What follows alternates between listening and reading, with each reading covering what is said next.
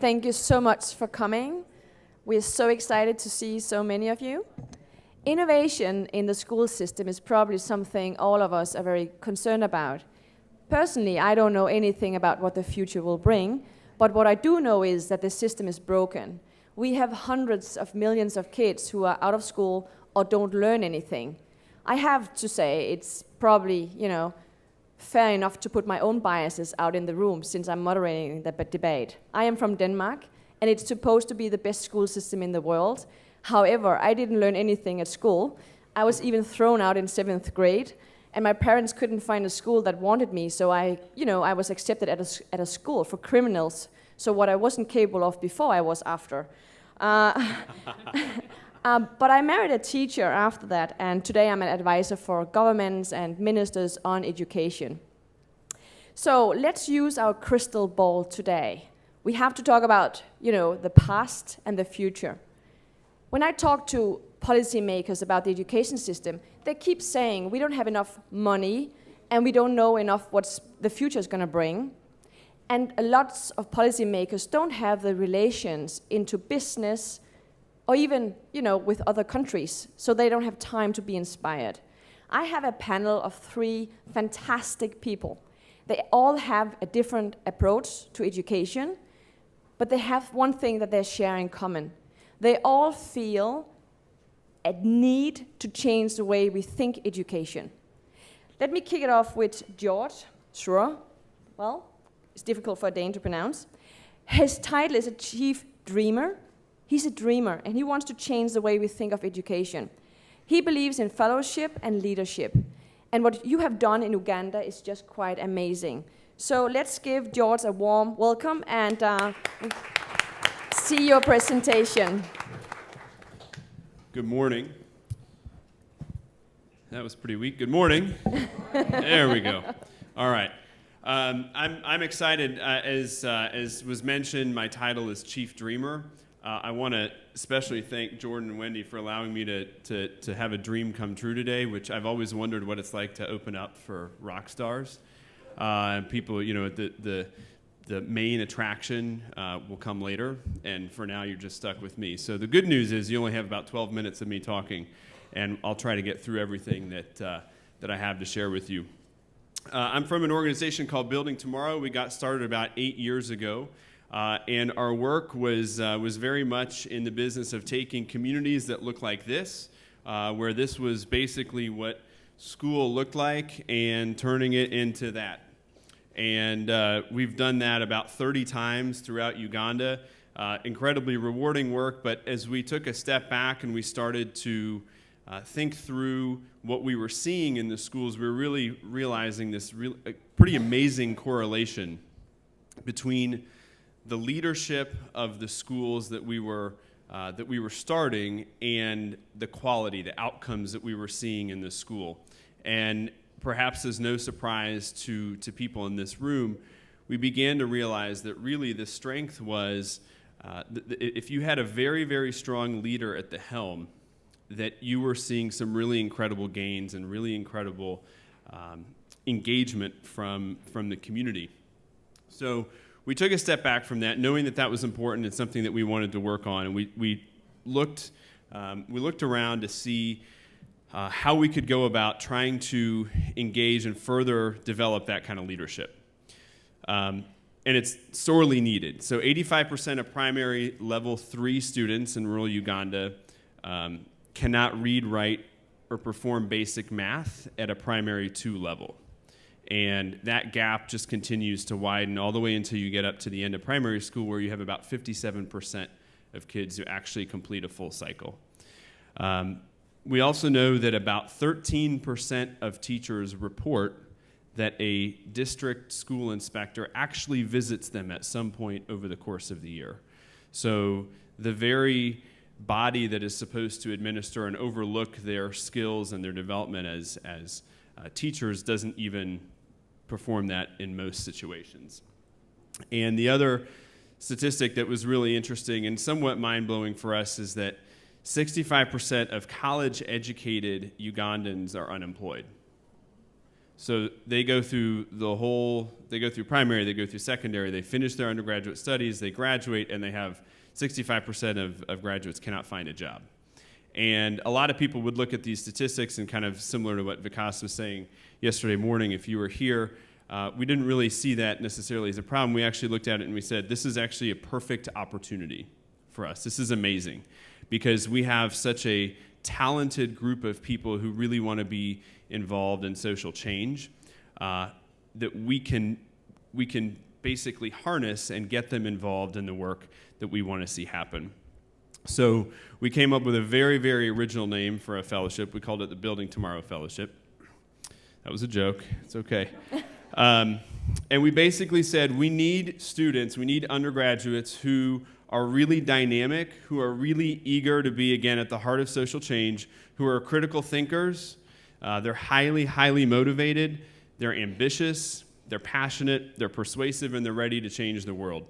And so we actually looked to a number of organizations that have a long track record in recruiting these types of people. We looked at organizations like Teach for America. We looked at Global Health Corps, another organization called Educate, groups that are working within the context in Uganda and outside, and also including a fellowship program in India, that we said, let's see if we can borrow from the way in which they're recruiting people and actually put them to work. And so what we came up with after we winnowed this down, we have our first class of fellows, which you see here. It's a motley crew of 10 Ugandans who were selected from over 120 applications last fall, who've basically committed to a 28-month fellowship with Building Tomorrow, where they are paired with up to 4 schools, very rural schools. They, for the most part, will live in community in groups of 5, and their whole, basically the whole mission of what they're going to do, and we'll talk a little bit about what it looks like, is to improve the quality of leadership of both headmasters at each one of those locations and the school management committees that are installed essentially to look over and to govern the school. So there are really 4 main aspects of our fellowship program. The first is training, where they spend about 2 months doing a lot of reading and a lot of exercises around social movements, around servant leadership, what it means to be a leader.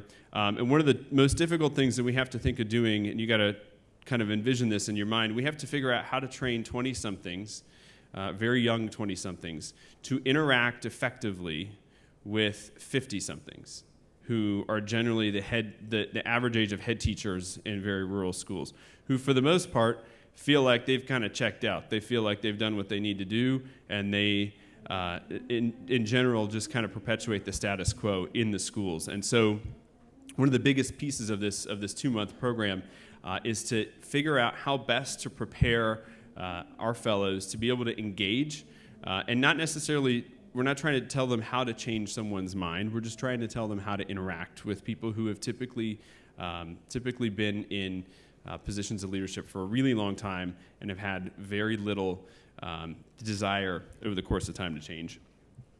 We then take them through a school immersion program, and this is basically 6 weeks of teaching in one of the 4 schools that they'll be working at. We give them basically a classroom of their own, and they get to feel for the first time in general what it's like to be in a classroom. When I had the chance to meet some of our fellows a couple weeks ago, it was fascinating because many of them talked about the fact that they had never actually been to rural Uganda. They had always read about it. They'd always had a desire to work there, but crazy enough, even though the drive is no more than an hour away, some of them for their entire lives had never left the city, and they had no idea what it was like. So we feel like this is a hugely important aspect of the work to bring them closer to what's happening within the school. The next piece is the community immersion, where now they've spent 6 weeks in the school, they spend another 6 weeks actually living in the community. They get dropped off with a cell phone and a place to sleep, and that's it. They've got to figure out how to basically how to barter for meals, how to basically perform services in exchange for things that they feel like they will need over the course of those 6 weeks to be able to function. And the whole purpose of this not only is to understand what the community dynamic is, but to also begin to appreciate what's happening in the life of parents, because a lot of their work is going to be about how to engage the entire school community to be involved in what they're doing. And so it's a really fascinating aspect of the fellowship. We internally, the team realizes this is also the most dangerous part of the fellowship for us, in that we may lose a fellow or two, because it's a very, very stark awakening into what that life is like. And it's so far, we've, knock on wood, we're doing just fine. But it is very eye-opening. It's amazing to hear the stories that you hear. And then, like I said, the remainder of the time is the fellowship portion of it, where they spend 2 years then directly working with 4 head teachers to totally transform the way in which they envision the school, basically an education being delivered in their school. That looks different at every school. I think one of the things that we get, personally, we believe that, or as an organization, we believe that it's really difficult to prescribe the same intervention for every single school you work with. Because in our experience at the 30 schools we've worked with so far, there's just this vast array of things that work and things that don't work, even in the same country, even in the same district, even in the same area. And so we work with our fellows to basically help the head teacher and their staff walk through a school improvement program where they're able to measure a lot of baseline data, things that they feel like they want to see improved, things that they know they'd like to see changed, and then to be able to track that. And we equip them with the technology to be able to do that. We've built an entire backend to be able to help handle to be able to synthesize a lot of that data.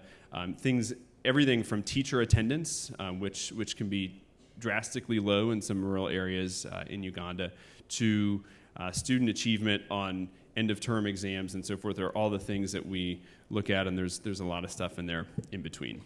So I know that my time is close to being up, but I think I'll turn it over for questions. Yes, thank you so much, George. I'm very fascinated about how the students can learn and explore from each other with the principals. Very well done.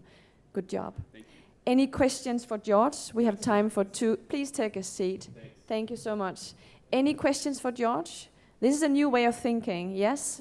The gentleman behind? I need a microphone. Or can you speak up the room?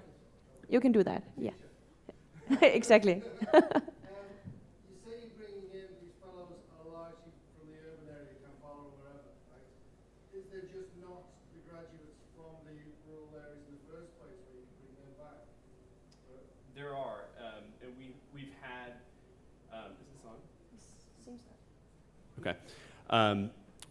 We do have some fellows who are from rural areas, but what we find is that in general, and I think this is basically shining a light on the issue that we're trying to solve, is that most of the students who are afforded the chance to go through and get an undergraduate degree are those who come from urban areas who have a little bit more wealth. And so while we do have, I think 3 of our 10 in this class have a rural background, most of them are urban. Thank you. Time for a short question. One more for George. If you don't feel that you have any questions today, he will stay a bit later after the presentation, and you can follow him on Twitter as well. Oh, we have one question here. Yes? Is there a disconnect between... Could you please raise your stand up? Yeah. Between the fellows and the headmasters and the teachers? Do they feel they're kind of outsiders or foreigners? So that goes back to the first couple months, and really the relationship that we try to develop between the head teachers and the fellows themselves. And typically, the way that we've framed this for headmasters, and it's tough in a way to be able to get this all in a short amount of time, but the way that we frame it for headmasters is that it's basically a continuing education program for them. So they're going through a program over the course of 2 years where their skills are going to be enhanced, and they're going to get basically a free education.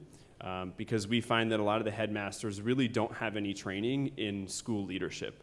They're basically teachers who stuck it out for a certain amount of time, and then someone in the district has decided that they get to be promoted. But that's all that happens. They get a little bit more they get a little bit more pay, but they don't actually get any training to do their job. So we have found headmasters to be incredibly receptive and very excited to take part in the program. Thank you, George. Thank you so much. Well, the next guest I'm going to put on stage is Jordan Shapiro. You might have read his column in Forbes. He has millions of followers and readers through that. As a mom, I have 2 kids. I always worry too much if my kids are playing too much video games. But after talking to Jordan, I'm not that afraid anymore, because out of gaming, you learn a lot about life. And true. And your next book is soon to be released, and we have a dear friend in common, namely Lego from Denmark. We like Lego indeed. Jordan, please take the stage, and let's hear about your thoughts on gaming and education and how we learn and what we should learn. Thank you so much. Sure, thank you. Good morning, everybody.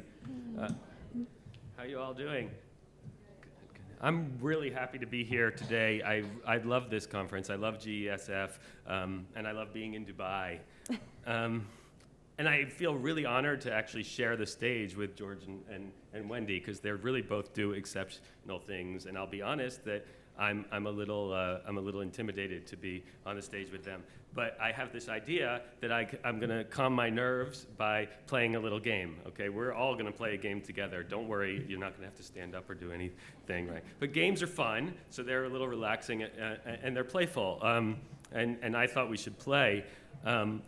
Play is one of the answers to the how question, right? And that's what we're interested in here. How do we unleash sustainable innovation for education? And one of the ways we're going to do it is through play.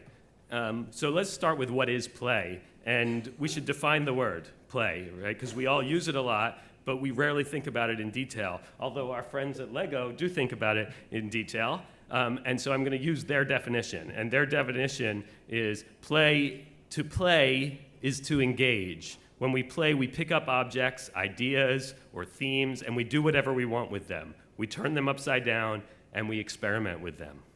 So let's play. We're going to play a game. And if you just heard a little bit about me, but if you know anything about me already, or if you've read my bio, or you've read my writing on Forbes, you know that I write and I speak about video games. I've been doing this for a few years. This is my area of expertise. It's educational video games in schools, interactive technologies, learning games, digital media. I write about this, I speak about this. Do you all know that 1.5 billion people all play video games of some sort? That's 20% of the world's population, actually more than 20%. And what that should tell us is that video games are now just a part of life, right? They've become more than leisure and entertainment. They're now mainstream media. They're now an everyday form of storytelling, of representation. They've become a form of rhetoric for the 21st century. And because of this, we should not be surprised at all that educators and policymakers and investors and developers are all trying to build games for schools. Game-based learning, that's what we call it. That's the jargon, right? Game-based learning. Game-based learning is popular because video games are not only really effective teachers, they are also relatively inexpensive to build and to distribute. And what that means is that they're scalable and replicable and extensible and all of those buzzwords that philanthropists and venture capitalists and policymakers all like to hear, right? Phrases like sustainable innovation. And of course, that's the topic of this session, unleashing sustainable innovation, which is an oxymoron, right? If you really think about it, it doesn't make any sense. Right? There's nothing sustainable about endless disruption and reinvention and growth. What happens is things get out of control or they get unleashed, right? But it sounds good. Unleashing sustainable innovation sounds convincing, and video games have a lot going for them in a world where terms like these are used to describe the criteria we're looking for. So we're going to focus on games, and we're going to call them sustainable innovation for education, and we're going to play with these words, okay? We're going to explore them together, and we're going to do it by playing a game. And it's a simple game. It's a role-playing game.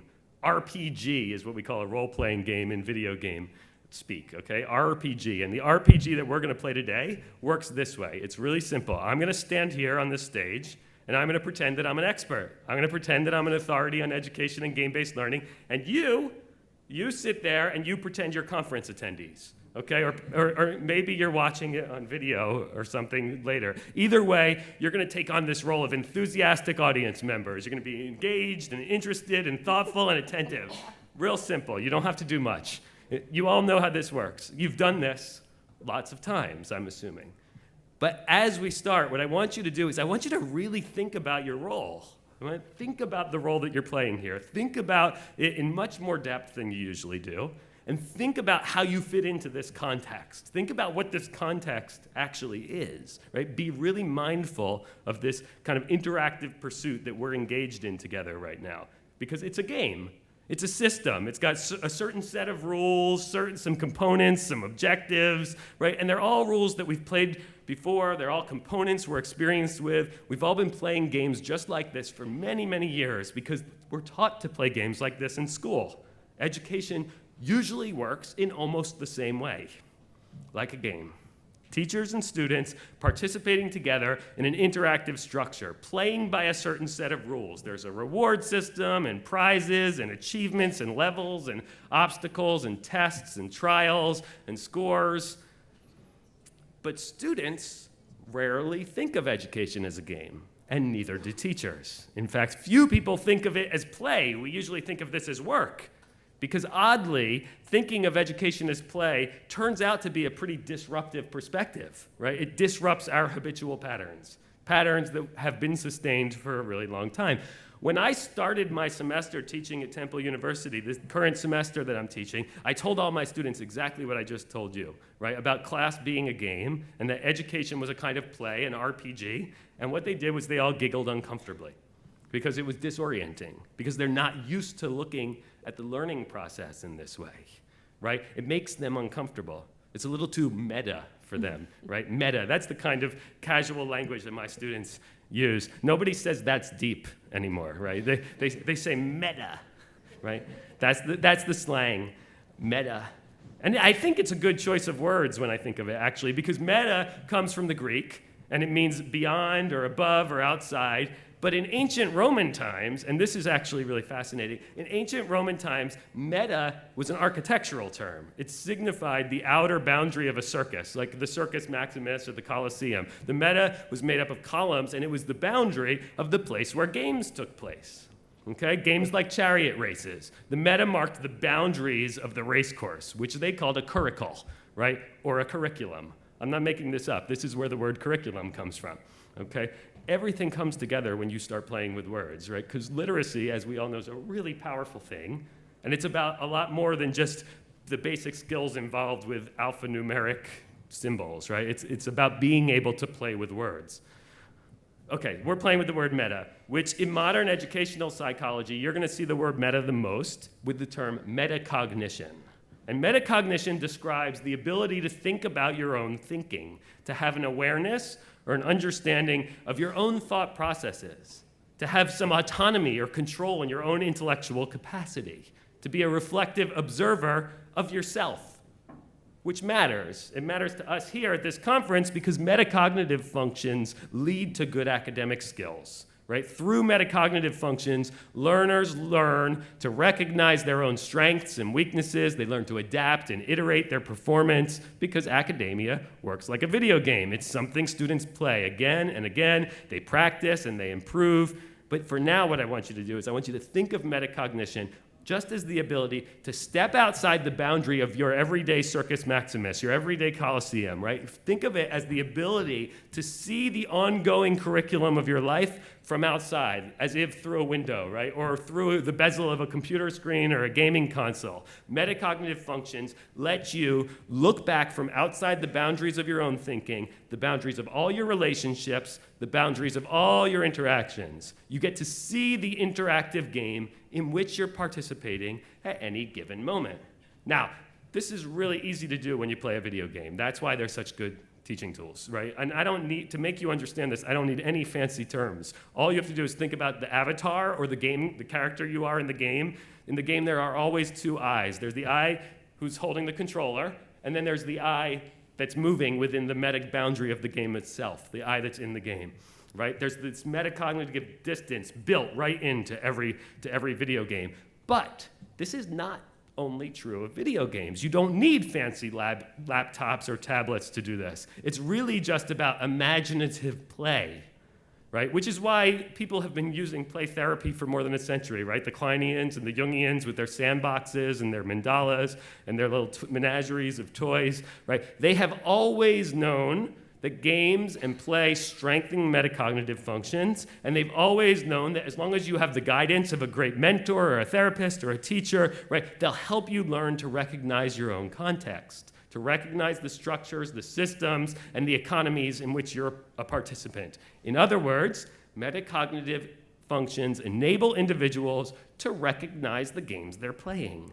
But they're not just playing them. They're creating the game. They're creating the game in the same way that we are creating this game, that we created this game that we're playing right now because we all agreed to abide by the rules of a conference presentation, right?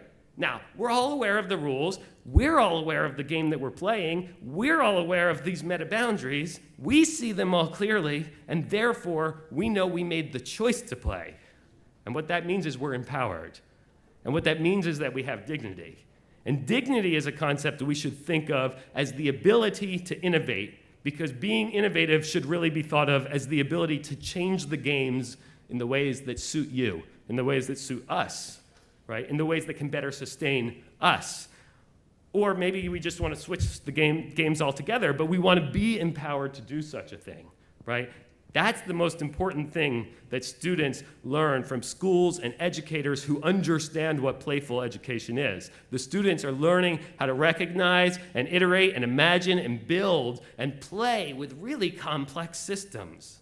They're gaining the ability to innovate, which is a basic prerequisite to human dignity. Right? And I've seen this firsthand when kids pick up an iPad and play a game like Dragon Box, for example, which takes the power of interactive digital multimedia to show students the basic algebra and Euclidean geometry, just games, just simple games with simple rules and components and objectives and puzzles. I've seen this in a school, I mean many schools, but the one that comes immediately to mind is New York City's Quest to Learn School, which has no more digital technology than any other average school in New York City, right? But it still uses these principles of game design as a framework for inquiry, right? A framework that students and teachers apply to everything they do, right? They identify games and systems in an interdisciplinary way across the curriculum.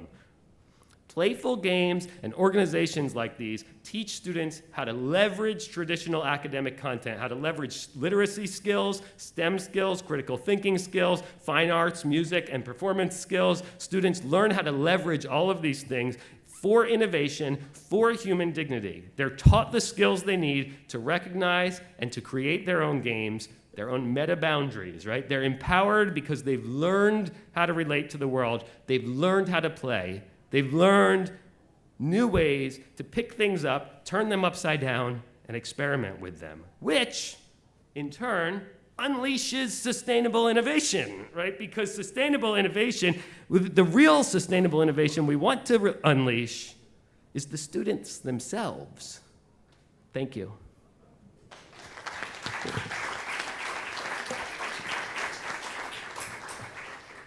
Thank you so much, Jordan. The thing is, a few years ago, I learned that a shipping company, when they, employed new young talent, they realized that they were not able to operate the machines. And what do you do as an employer if your employees cannot operate your systems? They simply found out by giving their young employees a joystick instead, they were able to operate the machines, right? So that's to learn from gaming. I have lots of questions, but I will give the floor to our dear guest, and I will return with the questions for you, since I have a daughter that don't like to play video games, but and games as such. Anyway, any questions for Jordan after his amazing presentation? Yes, first row. Thank you.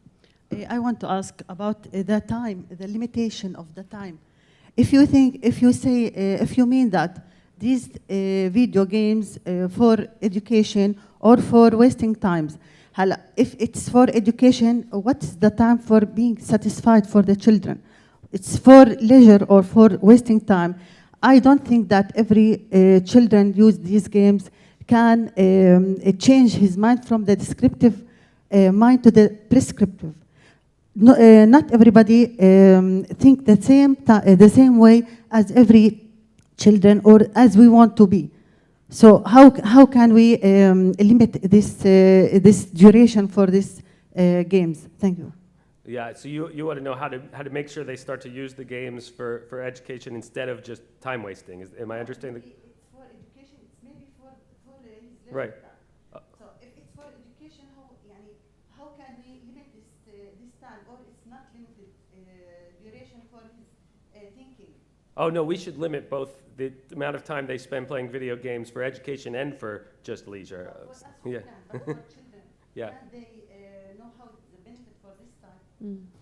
Yes, I think certainly, and I think this is the importance of teachers, right? I mean, there's no part of me that wants to put video games in every classroom and eliminate any teachers, and you know, I want to bring them in as tools that help teachers, because it has the power, right? I don't expect that you play the game and you suddenly recognize the metacognitive abilities that you've developed, right? That's why we need teachers to help us then frame that in other circumstances.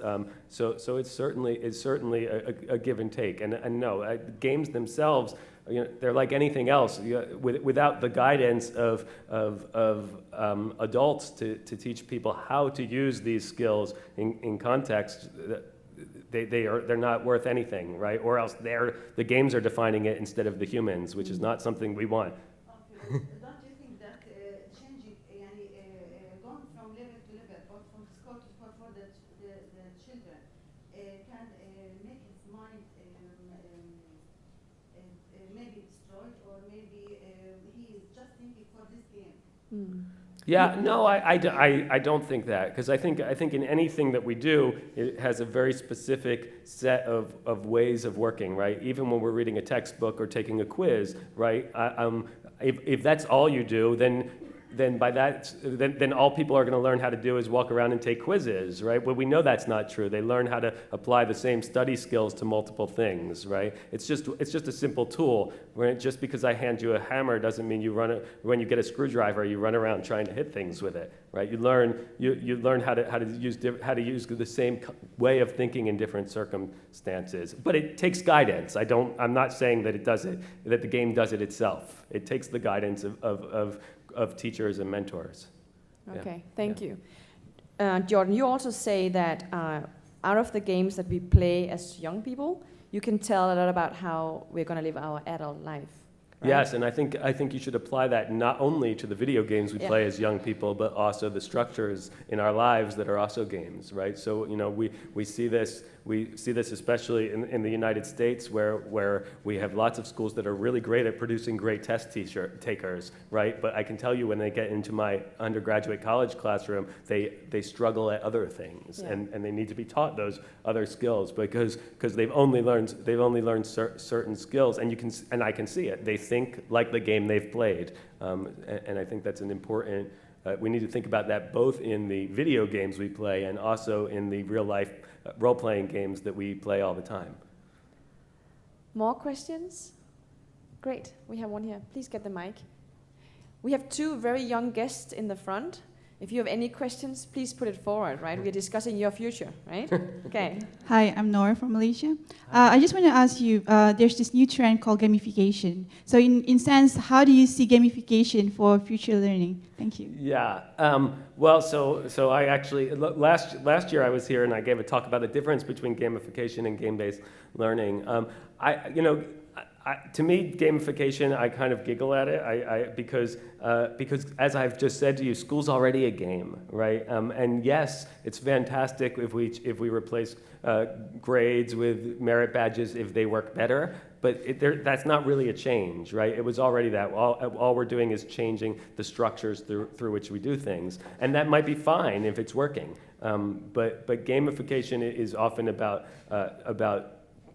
this idea that we turn the world into a game. The world's already a game, right? We don't have to turn it into one. But we do need to really think, and the good thing about the gamification trend is it's forcing people to really think about what the games are that we're playing, because I just said it with a little bit of jest. But how many of us actually take the time to think about the game of being at a conference and how we participate in it? We don't usually think about it, we just do it. And that's not a good thing. We shouldn't just do anything, because when we think about it, we might discover we don't like the structure we're participating in, right? And the difference between people who are really empowered and have dignity is that they choose which structures they want to participate in. They are not blindly just moving forward in their lives as slaves to their circumstances. Right? I can say that Jordan has some quite interesting thoughts on the whole employment issue. You know, the dead people going to work, not passionate, not using their competences, being modern slaves. You have some controversial thoughts on that. I find them quite fascinating. And if you don't read his work, you should definitely do that, because it's not an idea that I think anyone's doing anything bad, right? It's just that they don't necessarily think much about what they're doing. That they have a master. Yeah, That's right. true. It's fine to have a master if you chose it. Yeah, but if you have a job you don't like for a manager you dislike, then it's not good. Any more questions? Okay, George, I was thinking in Uganda. Playing games, possible, not possible? I mean, this is from US, how can you use that experience to... I mean, I think the beautiful thing about play is it's universal, right? So, it's funny, because I'm sitting here listening to Jordan and thinking about the ways in which this comes to fruition just in the work that we do. But play is central to engaging students. And one of the first things that we do, and one of the first things even that our fellows do that I was talking about, is engage communities and teachers in this whole idea that of play and connecting with play, because I think it's a really strong, it sends a really strong message and delivers a very strong theme to students. So I think I think the beautiful thing about again what Jordan said is it's just so universal. So the thing is, we know for sure that if a family can afford one computer, they prefer to give it to the boy. We even have statistics that shows that if you have a boy and a girl and you interview the parents and you ask them, who's the most intelligent kid that you have, they will say the boy. Despite that it's not a fact, as we know, right? That was a joke. Anyway. So games. We know in the schoolyard that the girls are playing one kind of games and the boys other kind of games. Have you thought about this gender equality? I know that, Wendy, this is something, a field of yours. But I think, do you think about this when you think in terms of games? Oh yes, I think about the question of gender in games often, because most of the statistics tell us there's really no difference in terms of the desire to play games, or even in the amount of play. But we can tell that the games use kinds of representation that are not good in terms of gender, and I think that's something we really need to deal with. And I think when you talk kind of about the schoolyard games, a lot of that has to do with these kind of embedded gender structures that get reproduced on the schoolyard. You look at the schoolyard, you're going to learn a lot about the grown-ups, right? Yeah, Because those structures get reproduced there. I also think, when you brought that example up, I also thought it just immediately how great it is that Nancy Atwell won the Global Teacher Prize yesterday, because I know that at her school in Maine in the United States, one of the rules, I forget how she says it, but one of the rules is that all the games are always open. Nobody's ever allowed to say, no, we're playing a game and you can't play. Right, so I imagine that they don't have the same kind of gender split up, because you can't go, the second graders can't say, ooh, you're a girl, I don't want to play with you right now, right? It's not allowed, right? I mean, that shouldn't be allowed anywhere, but not even allowed to say it to anyone, no, you can't play. No, you have to embrace and include everyone. So I forced my daughter to play soccer, because I think that's a good thing to be able to do, right? So she can. As long as she's aware that she's participating in a game with her mother. She is. She's very much aware. She's a wrestler too when she's 5. So you get the picture. Well, thank you so much, Jordan. You will stick around.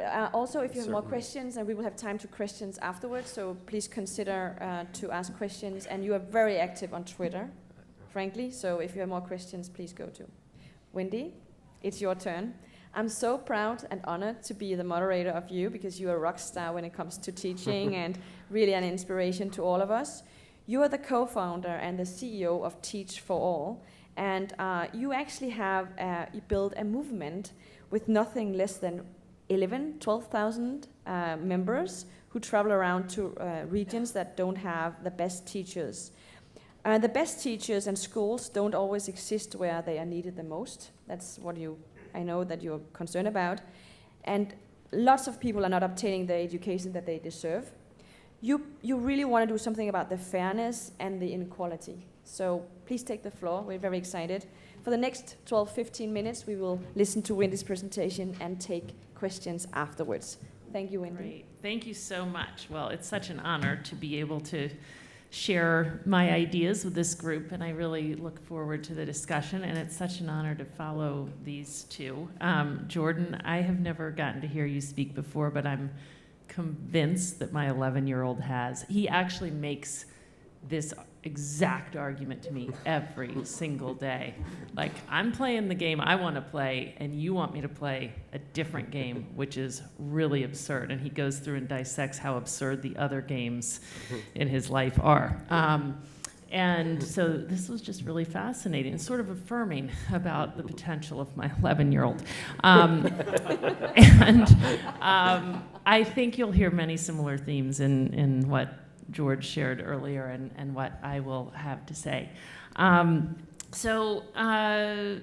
We are all here, really, I think many of us in this room and on this panel, to address what is a massive problem, and we know these statistics.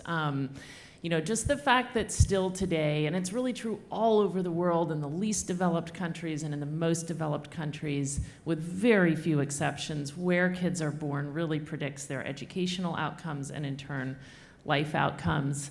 It's kind of eerily similar from place to place. We have a picture here of Joe, who's growing up in rural China, one of the 200 million kids growing up in rural China. And fewer than 5% of those kids will attain some kind of higher education, post-secondary education. The 40 million kids who happen to live in urban China, 80% of them will. So it's just a huge disparity in potential outcomes based on where kids are born in China. In India, 60% of the kids won't get through elementary school or primary school. 90% won't get through secondary school. And yet, in countries like mine, people perceive India to be a place of incredible education because there's, 3 to 5% of the folks who attain an absolutely exceptional education. And these disparities persist all across every region of the world. This is a massive and very systemic problem. This probably doesn't need to be said to this group, but it exists for so many different reasons, right? There's no one reason for this. It exists because whole segments of the most marginalized kids face so many extra challenges, from inadequate health care to inadequate nutrition to the stresses of poverty that more privileged kids don't face. And they show up at schools that really were never set up to meet their extra needs. And of course, they're rarely set up to even be equitable to the schools that more privileged kids go to. And we've got that circumstance and set of circumstances because of a whole bunch of mindsets and policies and practices that fuel the whole thing.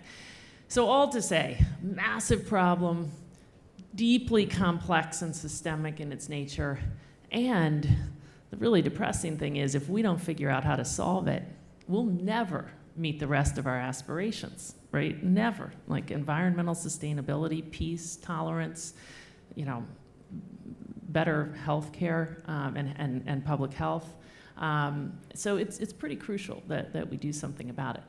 Now, in any other realm, when we've got a big problem, we think, how do we put our very best people on that problem?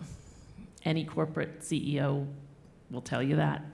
When we wanted to put a man on the moon, the governments in the US and Russia thought, who are our best people to put on that challenge? When we wanted to eradicate smallpox, we had whole governments coming together saying, who are our best microbiologists, our top scientists? We're going to put them on the challenge, the long-term challenge of eradicating that disease. And yet, all around the world in virtually every country with a few exceptions, we send on average, and of course there's some extraordinary people who channel their energy in this direction, but on average, we send our top talent, meaning our most educated, most capable, most promising future leaders, everywhere but towards expanding opportunity for the most marginalized kids, into finance and technology, into medicine and law, but almost never, on average, towards expanding educational opportunity. So that is the challenge that all the organizations, now 36 of them and growing, across the Teach for All network are working to address.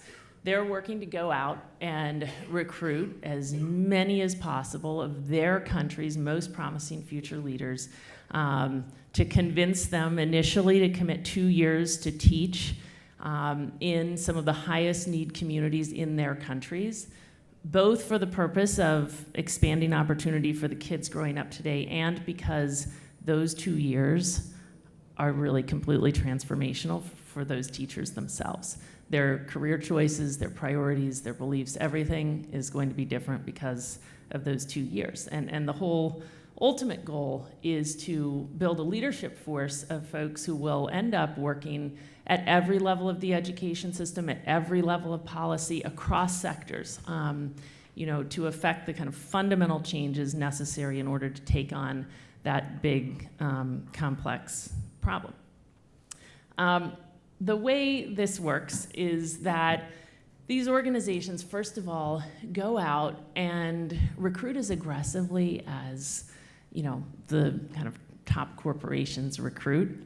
This is a poster from, I was just in Thailand and I went to a campus where the Teach for Thailand people were recruiting, and you can see the kind of call to action that these organizations make. Transform lives, transform the nation. They are really calling upon, the few folks out there who want to be part of something to change the lives of kids, be part of something that long-term will be crucial to the health of their nations. And what we've seen is that this has incredible resonance among the rising generation, not just in the US and the UK, where Teach for America and Teach First have really, every year almost 50,000 people apply to Teach for America. Teach First is now the top most significant, largest recruiter of top recent college grads in the UK. But we're also seeing that it has incredible resonance just all across the world. I was just in Mexico last week where 3,000 people competed for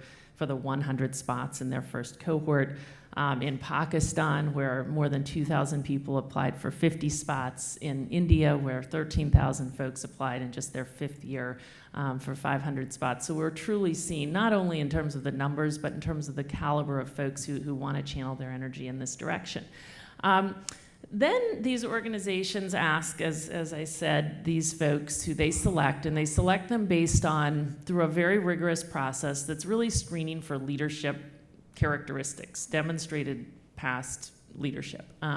So they're looking for people who've demonstrated achievement across multiple things, whether it's extracurriculars or academics or sports or et cetera, because it turns out that people who've achieved success in their past are more likely to achieve success in the future. But they're also looking for certain personal characteristics, perseverance in the face of challenges, the ability to influence and motivate others by appealing to their values, problem-solving ability, organizational ability, a fit with this mission, like a desire to pour themselves into this. Like the folks who are looking for balance in life straight out of college are probably not the people for this, although balance is good, but like they've got to be willing to throw themselves in and go way above and beyond traditional expectations. So they select a cohort of folks and then they put them in charge of classrooms for 2 years. This has got to be one of the most challenging things you can possibly do straight out of college. So that's one just aspect of this. This is a picture of a woman whose classroom I visited in Nepal. She's living in such a remote community that She lives with one of the families whose kids are in the school. She actually shares a bed with a 9-year-old girl who is a kid in the community. She rides back and forth on milk trucks to visit her family once a month, the 3 hours or so, and then walks the rest of the way. I mean, it's such an intense experience, and she is just all in for her kids, trying to figure out what can I do during the time I have with my kids that will truly put them on a trajectory to greater opportunity.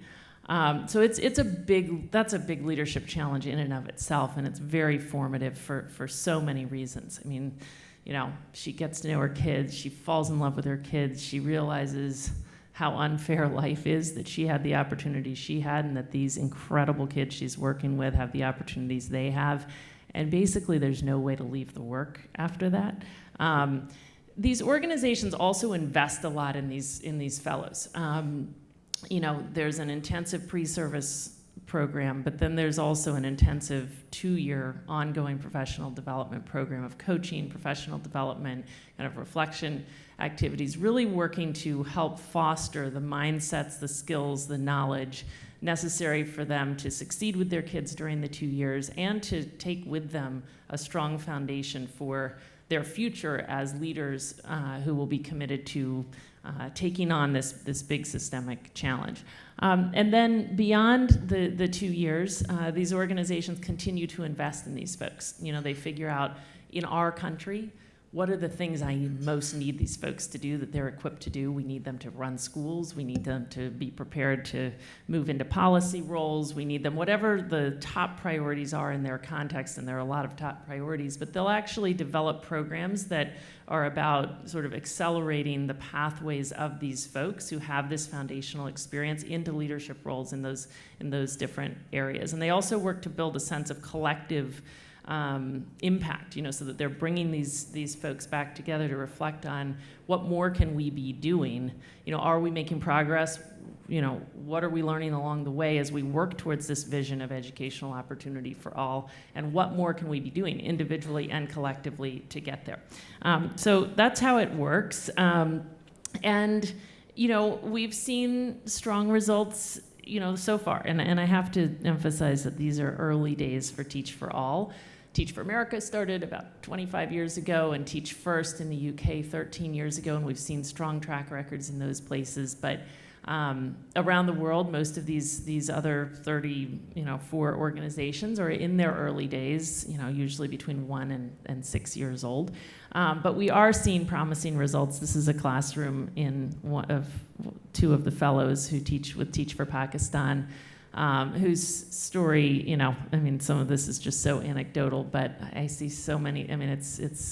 It's hard to deny the impact that so many of these folks have just through their own kind of leadership. And they taught with a class of kids. These are 2 women, Maha and Arub, and they taught these girls, 9th and 10th graders, in a very patriarchal community where many times women won't leave their homes for years and years and years. And they had a different vision for their girls and started bringing women into their classrooms who were role models for them, women who had pursued different professions. And then they orchestrated this whole summer camp where they exposed these girls to things like robotics and entrepreneurship and such. And they really intensified their academic program during the school year as well. And then they decided, they were making incredible progress with these girls who were making huge progress academically and in terms of their confidence levels and such. And these 2 fellows decided, let's talk with their parents. And they brought the moms all together and said, what do you think about the idea of pursuing education, beyond the high school years? And the moms were just so overwhelmed with this idea. This is what they want for their girls. But they said the fathers will never let it happen. And these 2 fellows brought all the fathers together. And what transpired in that meeting, as they then later said, we're sure we've seen nothing less than a miracle in our community. But the fathers had seen the transformation of their girls, and they had come to see the potential of these girls. And so they started challenging each other. Like, I'm going to send my girl to X. What are you going to do? And ultimately, they made a commitment to these teachers that they were going to support their girls to pursue higher education. And it wasn't just a fleeting one-night commitment. I mean, they were following up afterwards, you know, reinforcing that they're really following through, et cetera.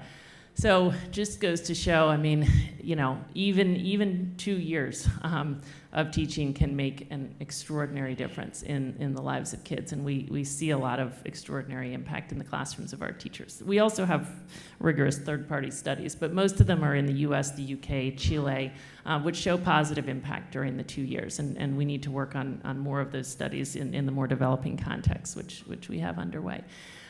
The other piece of this, though, is that's so important is to look at the long-term impact that comes from this, because I think that the 2 years is a small piece of where the impact of these organizations is. It's really about those 2 years, but it's about literally every single year thereafter.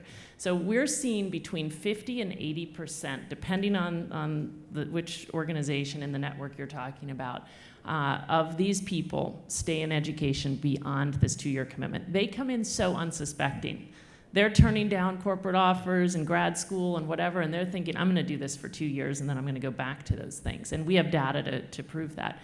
But again, once they've done this, they really can't leave the work. In the US, about 2/3 of the 40,000 alumni are still full-time in education, and you know, we've been doing this for 25 years. Another 20% on top of that have roles that relate either to improving the quality of life in low-income communities or to schools. The results in the UK have been even stronger. I mean, 2/3 of them staying in teaching beyond the 2 years, in addition to many others moving into other roles in education and related social sectors. And again, we're seeing very similar data all across the network. Beyond the fact that they're still engaged, though, I think what makes this, you know, powerful as it relates to unleashing innovation and sustainable innovation is the kind of leadership and innovation that these folks go out and pioneer. These are just a few examples. These two alumni from Teach for Australia who had piloted this kind of technology intervention in their classrooms and now have, you know, launched this whole company that individualizes math instruction. I mean, they're literally seeing 3 times the gains in math skills among their kids than in the control classrooms in their country. Chetra, who is an initial Teach for India alum who went out and started an organization that retrains the government teachers in India. I mean, it's amazing, but teachers in India will go decades without ever having any professional development. Many people have given up on the government teachers, but Chetra really saw potential in them, and she took all the Teach for India trainings and started this whole thing where she has cohorts of government teachers who do kind of intensive weekends through the course of a year and get coaching and support. It's absolutely extraordinary, the impact that she's seen in these classrooms. The government of Pune, the city in which she lives, has asked her to scale it up to reach all the government teachers. And Emo, whose picture is at the bottom corner there, is an alum in Bulgaria who was teaching in an incredibly, depressed city economically, where, I mean, 2 of his 26 kids actually stayed in the city after finishing school. Like, there's no opportunity for kids. He was a computer science major, and he started a program that was free for the kids and their parents and others in the community to teach coding skills and computer skills. And with incredible results, he's gotten a number of his kids now employed through this strategy and is at the front end of building something that has the potential to make a real contribution to making it possible for kids and their families to find work and in this town, which just speaks, I think, again to the systemic nature of this issue. I mean, this all came from his teaching experience, and I want to just read quickly something from him, because I think it gives insight into how all this works. He says, "My experience in Teach for Bulgaria totally changed the way I think and work. Now I can create a clearer vision defining the problem and figuring out the solution. I apply backwards planning, et cetera, et cetera. My work is very results-oriented." This all has to do with the kind of training that goes into these folks' experience really all around the network, but in Bulgaria in particular. He says, one great aspect of my experience as a teacher is that I have achieved some results that no one else in my school had achieved, and I remember many people saying I couldn't succeed. Back then, I really doubted whether I could, but now I don't listen to such people, not only because of my success stories, but because of what I have heard and seen in terms of the success stories of 20 other teachers from my cohort and many more after that. So this experience just builds people's sense of possibility, their sense of confidence, their leadership ability, as well as their kind of diagnosis of all the root causes that they need to take on through their effort. One last thought, we can't really see the true long-term impact of this intervention in most of the places in the world because we've only been around for so long.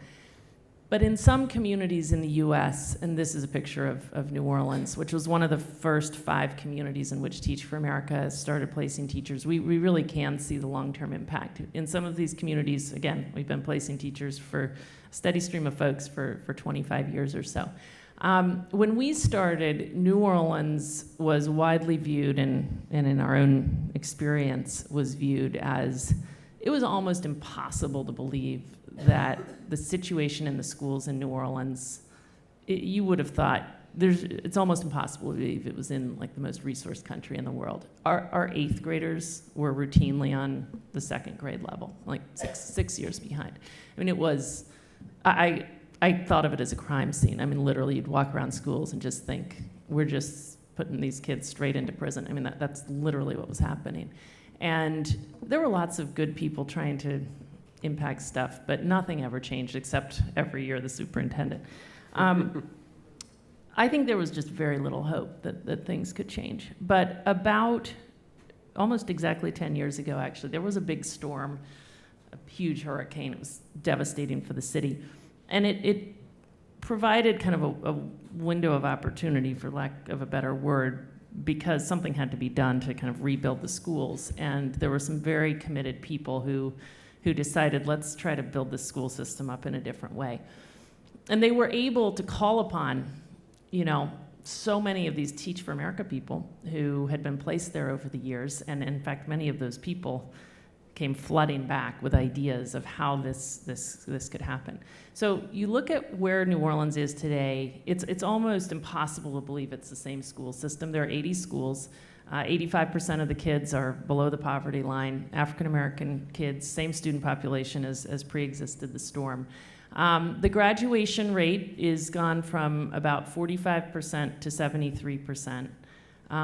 The percentage of those kids who graduate who are going on to college has gone from under 50% to something like 60%. I have to look up my stats here. I think I just got that all wrong. 45% to 58%. And we see dozens of those 80 schools that I think we could fairly call truly transformational. Taking kids who may have had a 5 or 6 or 7% chance of graduating from college and putting that building full of kids on a path to having 40, 50, 60% of the kids graduate from college. So, I mean, truly transformational change. And again, it happened for many reasons, and lots of enlightened people and policy leaders and philanthropists who are far outside of TFA. But it's also true, if you took all the Teach for America people out of that equation, it's really hard to imagine how that kind of progress could have happened. They are running half the schools as principals. They make up 25% of the teaching force. They make up the state commissioner who's working to spread these reforms across the state, and a full third of the staff of the State Department of Education. Lots of people in leadership roles in the various districts that have formed to run these schools. They've started 50 social enterprises in the last 10 years to address different aspects of the issue. They serve on the state school board, on the district school board. And this story is really not, it's the one I picked, but yesterday I, in another session, talked about the DC story, and I could tell you 10 or 12 additional stories or more. So it's just to say, when we think about unleashing sustainable innovation, which is, I think, what we all want, even though I kind of do recognize that you're right, that it's a big oxymoron. But this is what we need when we've got a problem this massive, we've got to figure out how to affect change a lot more quickly than we've been seeing it, and how to affect change that is in fact sustainable. And based on what I've seen in communities, this issue of leadership capacity, how do we build the leadership capacity with the commitment, the insight, the entrepreneurship to do that? To me, it's gotta be the heart of our conversation. And think how many times you've ever seen it on an agenda. Like, truly, we never talk about it, ever. We talk about teacher training, we talk about school leadership, both of which are super important. We talk about a lot of other things, but we almost never consider the meta question of how are we going to build the leadership capacity necessary to take this on in a transformational and sustainable way. So that's my big idea for what it would take. More leadership capacity and systematic efforts to develop it if we're really going to foster sustainable education. So thank you.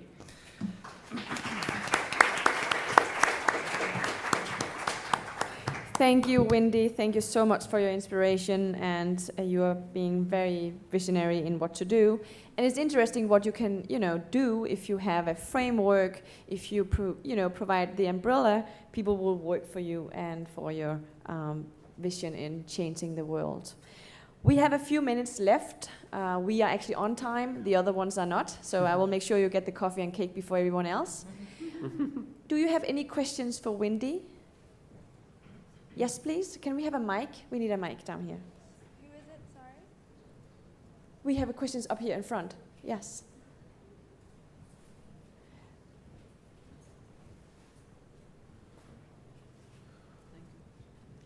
I'm Dr. Amani Abu Aisha from Jordan.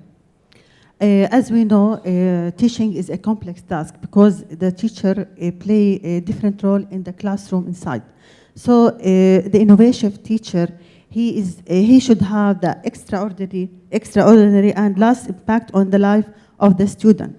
On the other side, I want to say that globally, as we are knowing that global forum, we are now in the global forum.